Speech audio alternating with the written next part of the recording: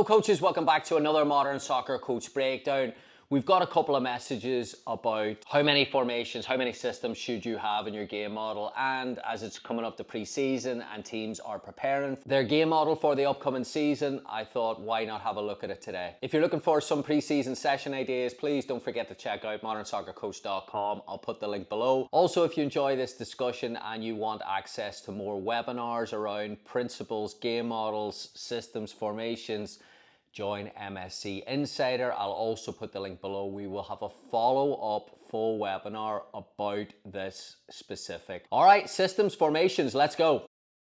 All right, first of all, I'm a big believer in a football identity. I'm a big believer in a team identity. So I want to make that very clear from the start. You're not asking someone to change their identity or their DNA halfway through a match if it's not working. However, there is a difference between identity and a formation. Again, if you want to go into the details of that, please check out the Insider and we will discuss it on there. Basically, an identity is about principles that can change, adapt, evolve, and a formation is about positions. And we are seeing today the top teams have the ability to go into 3 or 4 shapes, even in a game, never mind a season.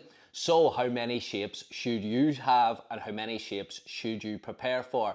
My recommendation is to have 3 shapes available for your team. And again, finding alignment in all 3 is very important. That's where the principles come in. Again, if you want access to the webinars, we can talk about that there. But the principles are really important because they stay consistent, which means when you're changing the shape, you're not necessarily changing your identity. So I'm going to give you a quick example on how to do that using a 4-2-3-1 shape. What if you're using a 4-2-3-1 shape? When should you change? How should you change? And how could you keep that consistent to your principles? Here we go. All right, so the examples we're going to use today are in possession. We're going to split in possession in 2. So we're going to start with a low build. And red is the 4-2-3-1. Maybe it's the system you're up against, and they're also in a 4-2-3-1, which is blue in the low build. Again, you're going to be facing a picture potentially like this, which can cause issues when 2 systems cancel each other out. So the example we're looking at today is, let's just say we're playing against an opponent who are using a 4-2-3-1 to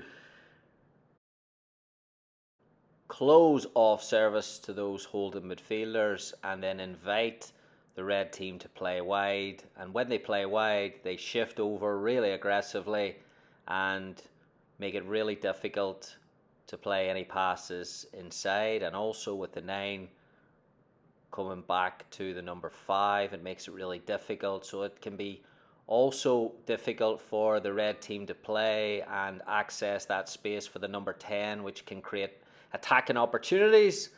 And when the red team goes over the press, the blue team obviously are anticipating that and can put themselves in positions for second balls as well. So this may be a case of looking at it as a coach in the sideline and thinking, you know what, 4-2-3-1 versus 4-2-3-1, they're doing something really well. Perhaps we should make a change in our system formation that can again counter this challenge that we have. What would that look like? Here's an example in the low build. So we're going to again try and align this with our principles. So this time we're going to change our shape slightly, going to drop the 6 in, create a back 3, drop the 10 in, and now you've got this 3-4-3 shape, which again isn't much dissimilar to what you started. You've just really moved 2 to 3 players there.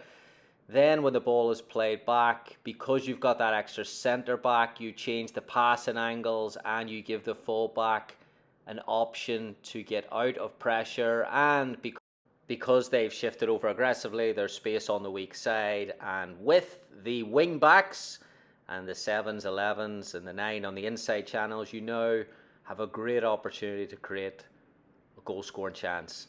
And that can be an example of how it works in the low build against a system that's cancelling out a 4-2-3-1. Another example of a 4-2-3-1 is if you are higher up the pitch and you can progress the ball, but you are finding it really challenging to create goal scoring opportunities. So the blue 4-2-3-1 has dropped back a little bit into a lower block, and they are compressing the area for that 9 and the 10 to get access to. And maybe this as a coach now, you're facing this and you're saying, okay, well, we can progress the ball, but we can't create goal scoring opportunities.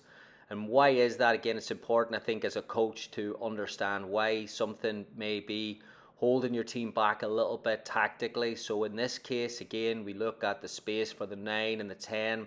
Really, really hard for them to find space in these opportunities. And of course, with that picture, it's very, very hard for them to combine as well. So what we'll do to change this up, again, trying to stay consistent with what we perhaps were working on before, is we will move into a 4-4-2 diamond.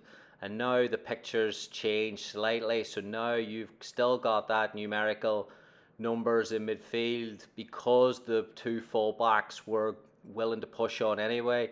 They've still got that option. The 9, the 10 now are going to engage both centre backs. So how this can change the picture in midfield is that your 7 and 11 have space in those inside channels. Again, triangles equals passing angles, and numbers up front I think is really, really important when a team is playing in a low block to access those spaces with runners. And again, you can create the overloads pretty simple here, but also you can create that weak side option because of the fullback as well. So the amount of options you have probably doubled because of the context of where the opponent is. And this might be a good way to change your 4-2-3-1 into a 4-4-2 diamond and stay consistent. All right, coaches, I hope you enjoyed that quick example. Again, if you want to go through a full webinar on how to keep principles consistent and how to make your shapes flexible, please join us on the MSC Insider. The MSC Insider has access to all our webinars on Modern Soccer Coach. It's got tons of free resources as well that we're going to put out to members only, and we are having calls and exclusive webinars. We will take on topics like this here and go through it alongside coaches. So if you want to jump on, if you want to talk about these things, if you want some ideas around it, the best way to do that is Modern Soccer Coach Insider. I will put the link below.